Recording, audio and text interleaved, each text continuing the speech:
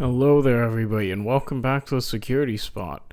This is going to be episode 3 of Framework Fridays. In this one, we're going to be talking about the ISO 27001. And what sets this one apart from the other two that we've covered previously, those frameworks they are important, they are widely followed for a reason, they are versatile, and they are good to follow. But those are, at the end of the day, suggestions and sort of guided pathways that are used to help organizations comply with laws. What they are not certifications or anything. They are supposed to be helping organizations set a baseline for what they need to cover. This one has an actual certification associated with it, and to my knowledge, it isn't widely acquired, but having a certification to go along with your security efforts is a great way for the organization to have a reputation for strong security. And a reputation for that in this day and age, where privacy is less of a given and more of a commodity, that makes people trust the organization more. That makes more people respect it. But anyways, let's get into it. ISO 27001 is an information security management standard that provides organizations with a structured framework to safeguard their information assets and ISMS, covering risk assessment, risk management, and continuous improvement. In this article, we'll see what it is, why you need it, and how to achieve certification. Remember I said there's a certification associated with this particular framework. Now, and the last time this was updated, to my knowledge, is 2022. And this is, a lot of times when you go to research frameworks, you'll find things like this where they're marketing their products to talk while telling you about the framework. We're going to be focusing on the framework itself. This international standard is essential for protecting sensitive data and enhancing resilience against cyber threats. With over 70,000 certificates issued globally, ISO 27001's widespread adoption underscores its importance in safeguarding information assets. So, over 70,000 is a lot more than I thought. But when you think about how many companies just exist in the world, it's widespread, but it's not like super duper widespread. The certification itself, not necessarily the framework. Now, and why the ISO 27001 matters. Achieving the certification emphasizes a comprehensive, risk-based approach to improving information security management, ensuring your organization effectively manages and mitigates potential threats, aligning with modern security needs. It provides a systematic methodology for managing sensitive information, ensuring it remains secure. Certification can reduce data breach costs by 30%, as recognized in over 150 countries, enhancing international business opportunities and competitive advantages. Now, this is going to tell us about how the certification benefits your business. Here it says to achieve cost efficiency and to save time and money by preventing costly security breaches. They are right.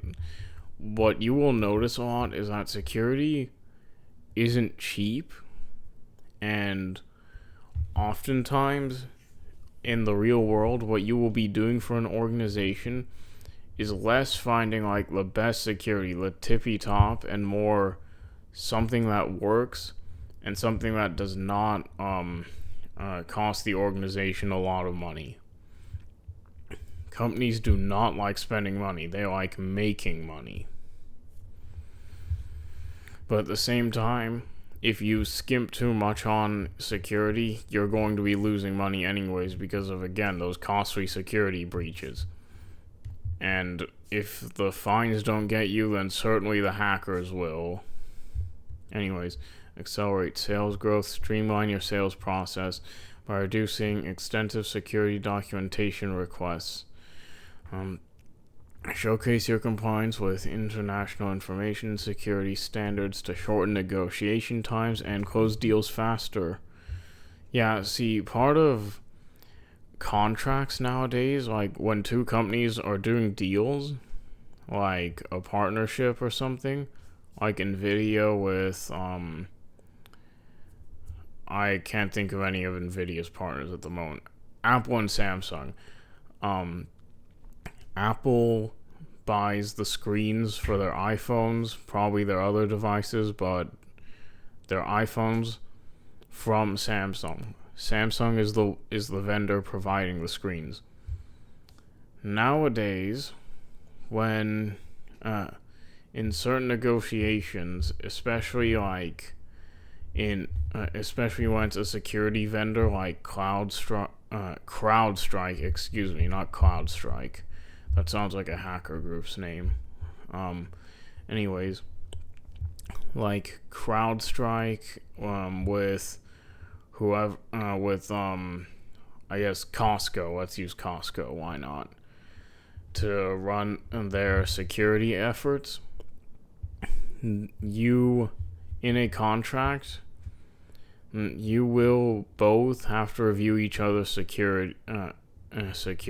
Well, I mean, CrowdStrike will be reviewed by Costco, and in other situations, if CrowdStrike is providing security to another vendor of Costco's merchandise, then Costco, when they sign deals with that company, they're going to be reviewing that company's security efforts.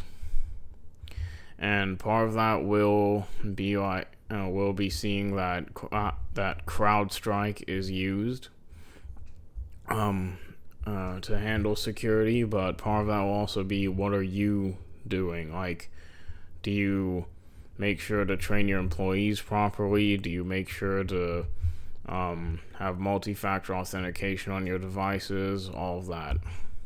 Anyways, but yeah, see, if you have good security, if you have a certification to show that you've done your homework as far as security goes, that can make other organizations trust you more and be like, yeah, this is someone that I can trust in a business partnership, or at least is less likely to be untrustworthy. And the final point, to boost client trust. We talked about this one. People are more likely to trust you if they see that you take security efforts seriously in an age where data privacy is really a gamble, a commodity, rather than a God-given right. Comprehensive guide on how to implement the certification. The standard structure includes a comprehensive information security management system, ISMS framework, and a detailed ISO 27001 implementation guide that integrates risk management processes and Annex A controls. These components create a holistic security strategy addressing various aspects of security. You can see this section of the document itself. The reason I don't have the document itself is because you have to pay to get it from ISO's website, the PDF, and I don't want to do that. So I'm doing the next best thing here. This approach not only enhances security, but also fosters a culture of awareness and compliance within the organization.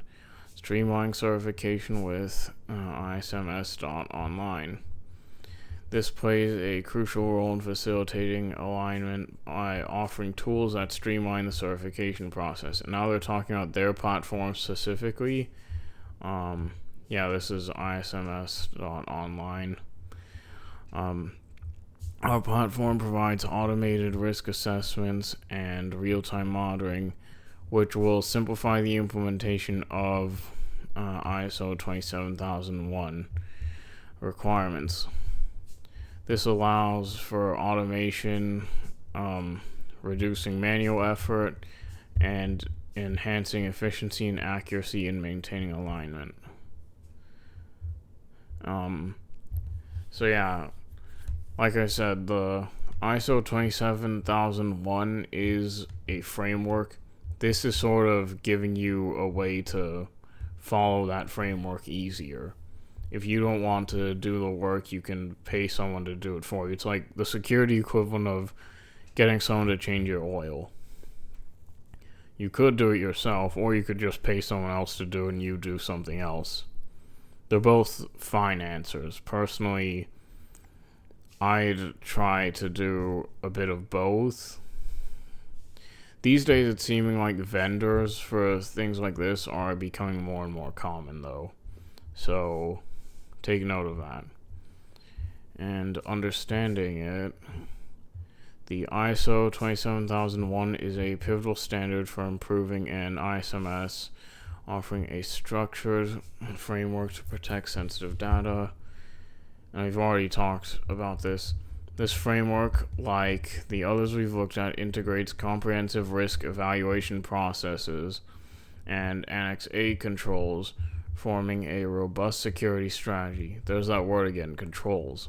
It refers to things you can control, like access to certain things, role-based access, like like certain practices,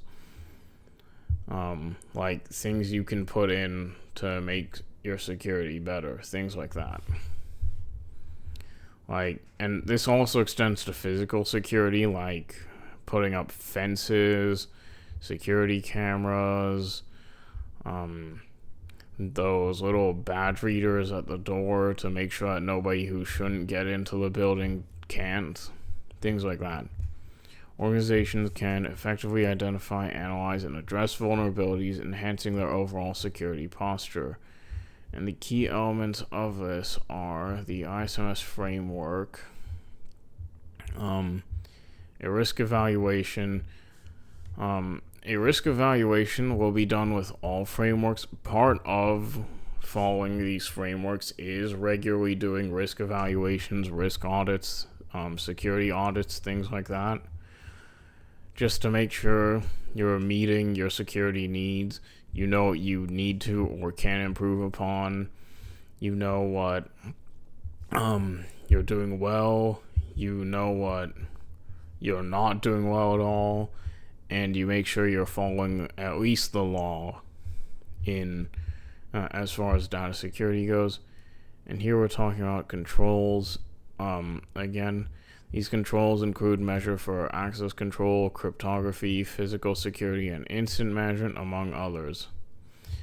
And you implement these controls to follow the framework better, which will in turn effectively mitigate risks and safeguard sensitive information. And here's a diagram of the requirements and structures. There's the context of the organization, the leadership, the planning, support, operation. Then there's performance evaluation. Then there's improvement, getting to where you need to get to. And then finally you will get certified. Now, aligning with international standards, it's developed in collaboration with the IEC.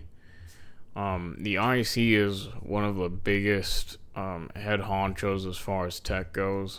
Like, almost nothing gets done without their say, including core things like creating new protocols for networks, creating new ports, things like that. So, since this is developed in collaboration with them, that also gives this additional weight. Like, it's not just like certain organizations I won't name on this channel that stroll in and call themselves vendor neutral and issue certifications based on tests and are essentially just turning are just the people selling people shovels in the cybersecurity gold rush. But anyways, how ISO 27001 integrates with other standards. This allows, this framework, while it isn't like engineered specifically for a law like the GDPR or certain U.S. laws, it is a framework that will, regardless, help you achieve what you need to at least get to the baseline level of security needed to follow these laws. And this is important for organizations because it helps them strengthen their data protection strategies, which we've already gone over why that's important. Yeah, and we just talked about this, how it helps mitigate potential legal risk if you follow these frameworks. And this framework is actually part of a broader ISO family of management standards. There's the 9001, which is for quality management.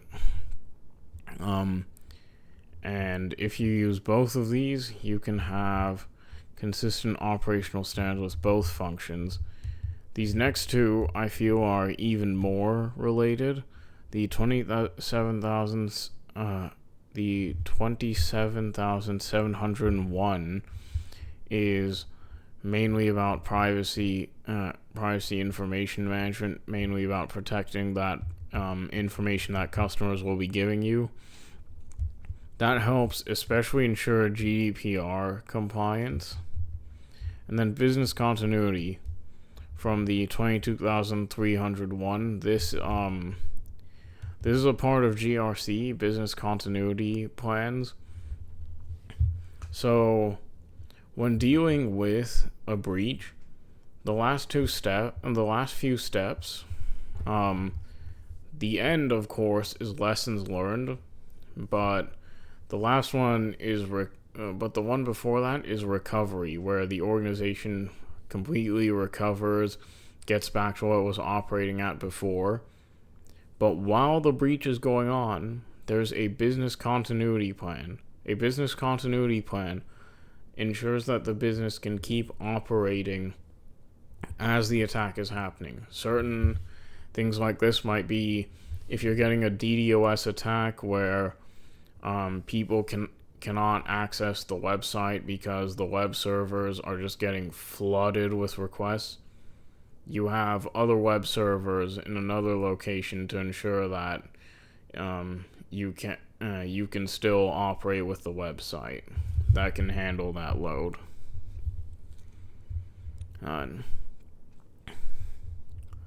This enhances risk management because we've gone over how it creates a structure for people to follow. We've gone over all of this stuff.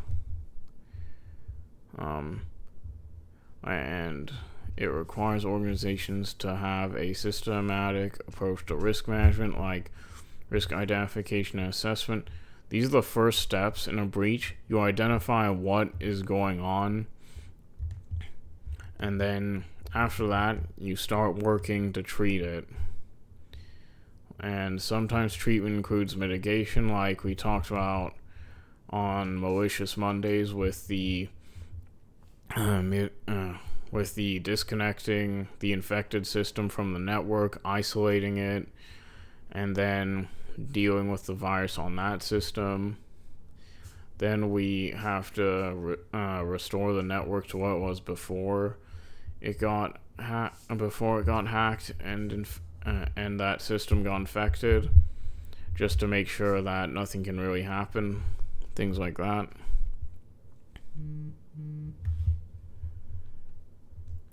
Anyways, we've gone over the benefits for trust and reputation and client trust and sales. And now, let's see, enhancing risk management.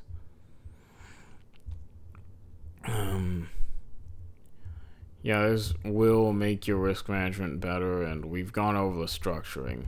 And continuous monitoring, of course. Um, Regularly reviewing and updating practices to adapt to the evolving threats and maintain security effectiveness. Like, a lot of times in cybersecurity, some of us will be stuck in the same sort of security routine because some things are good policies, like MFA is a good policy, encryption is a good policy. Think about now encryption, brute force decryption, with our current encryption algorithm is completely unfeasible. You have to have some sort of insider knowledge to decrypt things with our current AES encryption algorithm.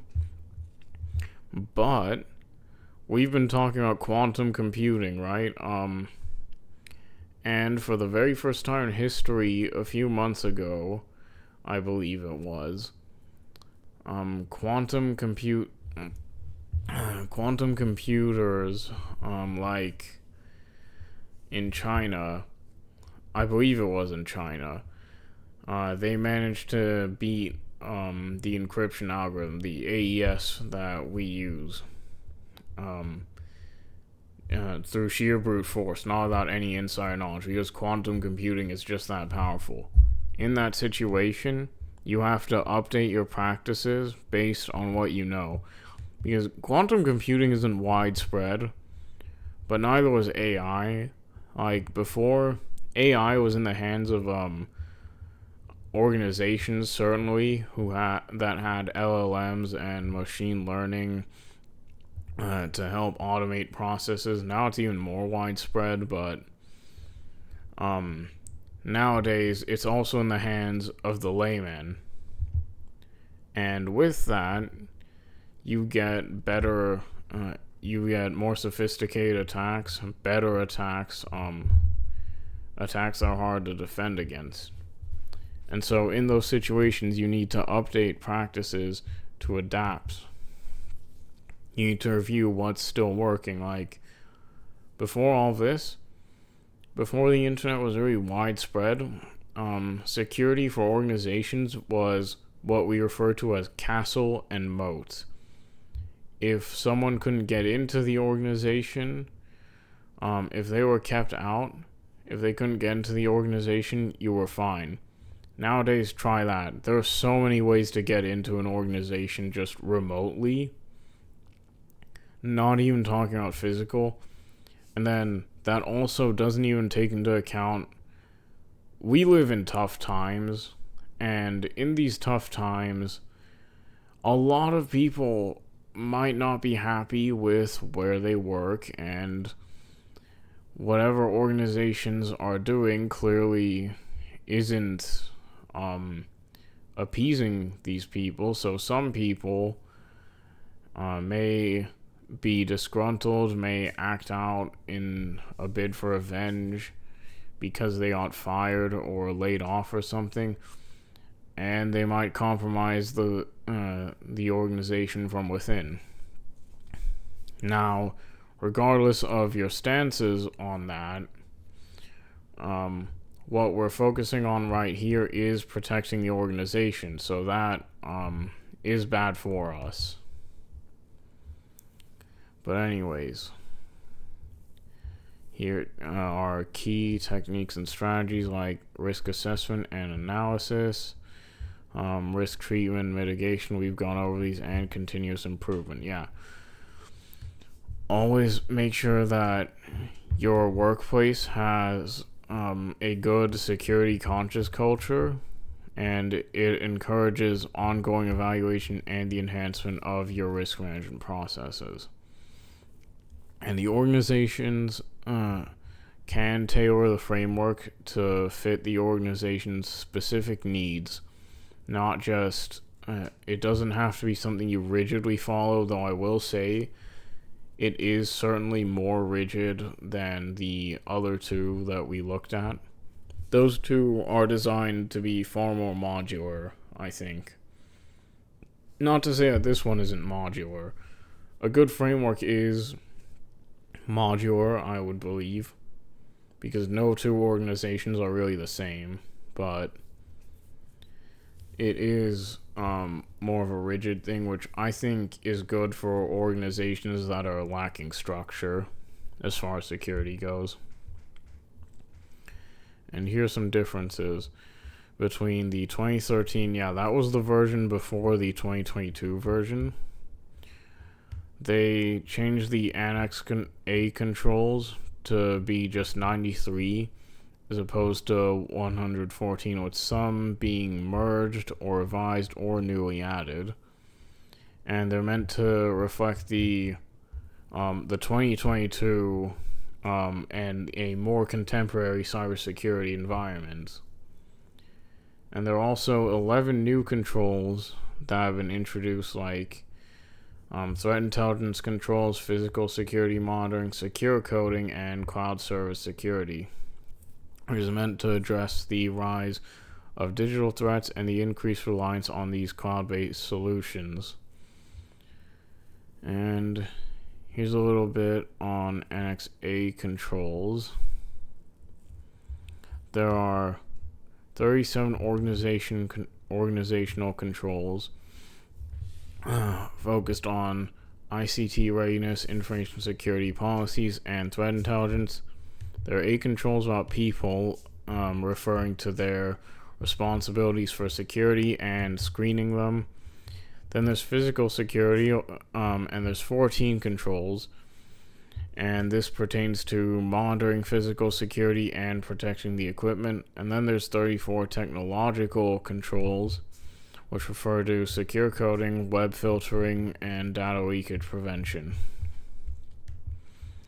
And some of the new controls that they've introduced are threat intelligence, information security for use of cloud services, ICT readiness for business continuity, information deletion, monitoring activities, secure coding, configuration management, data leakage prevention, data masking, physical security monitoring, web filtering, and threat intelligence.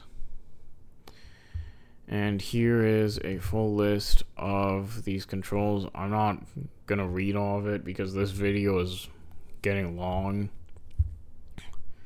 and my throat is hurting. But yeah, here we go. If you want to find it, I can include a link in the description. Now here are the people controls. Yeah, see, only 8 it said there are only 8 people controls, then physical controls, a little more. And now here are the technological controls, the second largest group of them.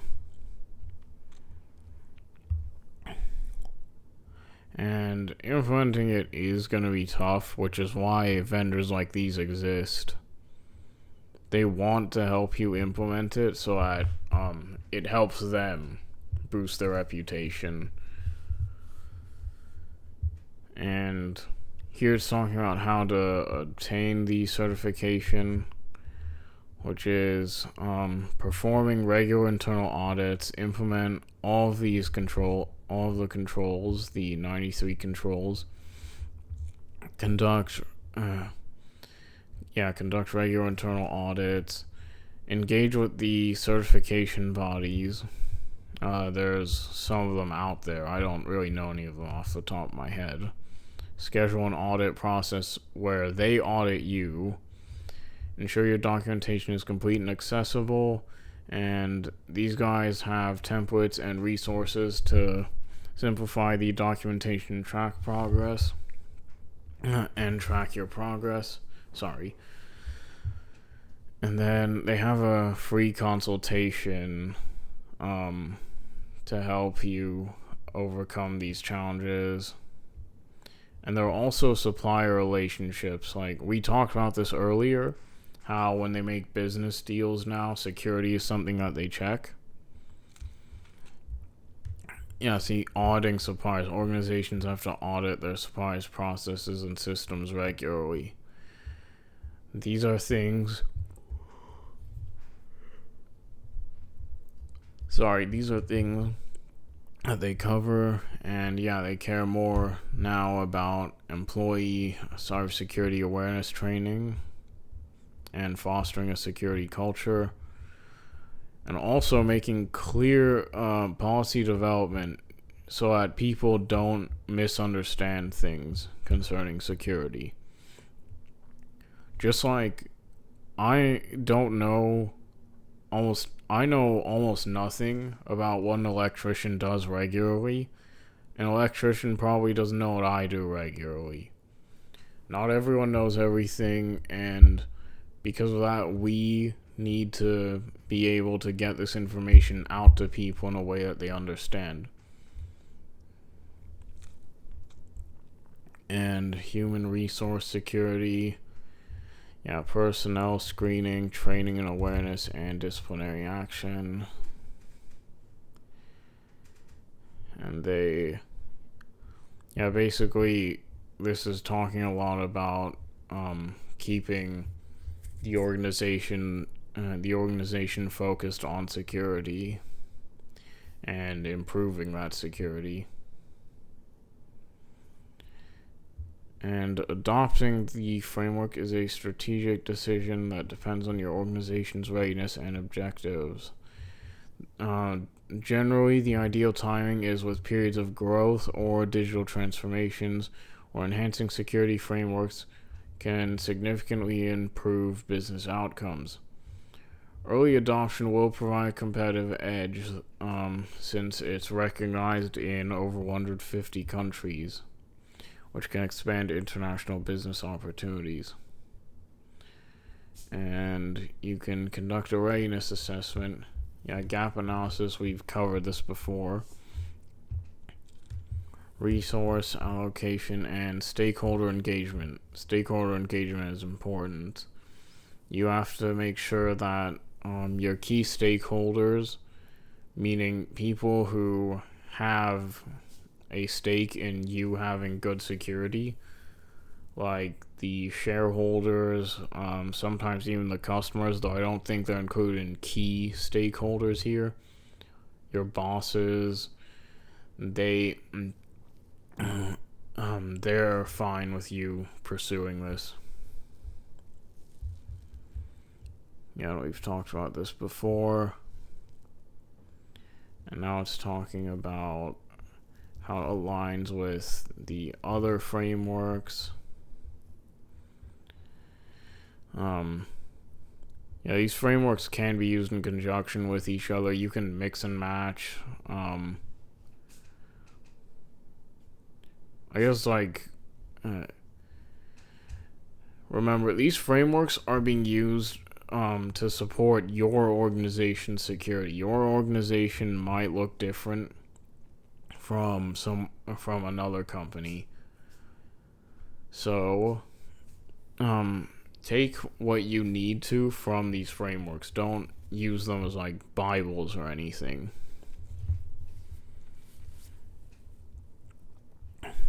And we've talked about basically all of this now, so I think that is going to do it for this video. Thank you all so much for watching, guys. I really appreciate it. I hope you enjoy this. This was longer than I wanted it to be, but hopefully you guys got something out of this, especially for those of you who might be planning to go into GRC or are heavily considering it at least. GRC is the least technical side of cybersecurity, but it is the one that has to answer to the business the most. GRC is extremely important in ensuring the organization can stay afloat. With that in mind, if you like basically telling people what to do, looking for problems, trying to fix them, as far as processes go, I think this might be for a lot of people. GRC It's a lot of paperwork from my knowledge of it, but it is important work. But anyways, thank you all so much for watching, and I'll see you in the next video. This has been the Security Spot. Be sure to like, comment, and subscribe if you want to see more. Thank you.